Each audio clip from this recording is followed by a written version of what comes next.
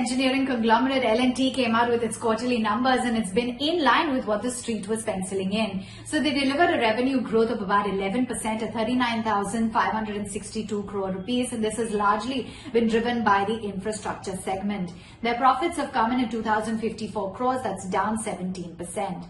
In terms of the operational performance as well, it's been pretty much in line with what the street was expecting, and EBITDA at 4,529 crores.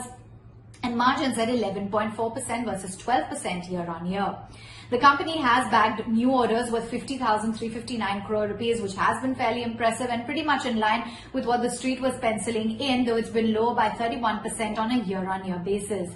The company has seen their total consolidated order book at the end of December 31st stand at a healthy 3.4 lakh crores.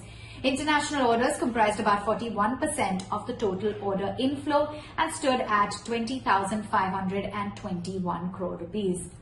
Now, breaking it down in terms of the individual segments and the kind of growth that they've seen on a year-on-year basis, well, you had the infrastructure segment that has been propelling growth quarter after quarter, and this time it was no exception.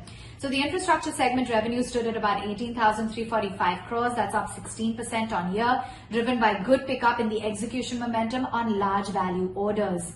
The power segment revenue stood at about 1,066 crores. That's up 19% on year, and projects in the order book have been gaining execution impetus.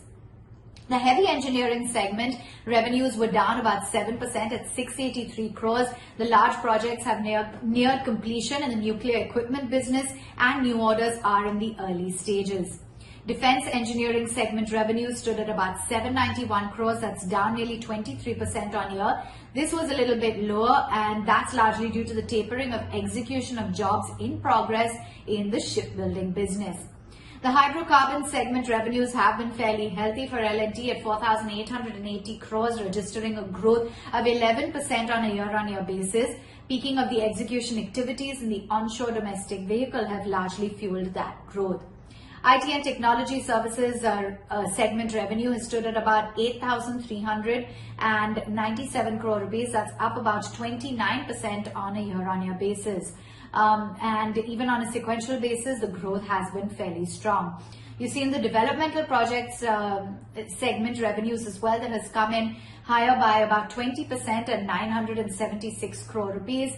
And the management has acknowledged that while there have been concerns with respect to the coronavirus, there has been a healthy pace of vaccination measures that have been taken by the government to help economic recovery, the push towards infrastructure, Atmanirbhar Bharat.